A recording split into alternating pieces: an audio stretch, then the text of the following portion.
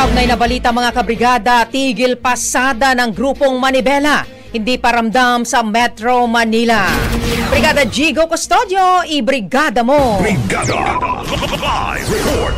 Tuloy-tuloy ang biyahe ng karamihan sa mga jeepney sa Metro Manila ngayong araw.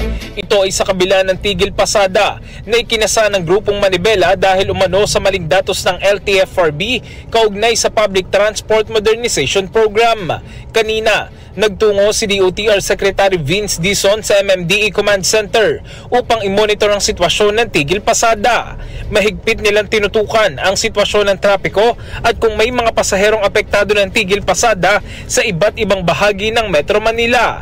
Pero sa kanilang monitoring, wala pa silang report na may mga pasaherong na stranded at marami pa ring mga jeep ang bumabiyahe. Wala pa raw silang naitatalang problema at nananatiling normal ang sitwasyon. Sa kabila nito, nananatili naman naka-standby ang kanilang assets para kung sakaling may mga ilangang mga pasahero ay agad itong ide-deploy. In the heart of changing lives, ako si Brigada Jigo Custodio ng 105.1 Brigada News of Manila, the Music News Authority. Brigada Balita Nationwide.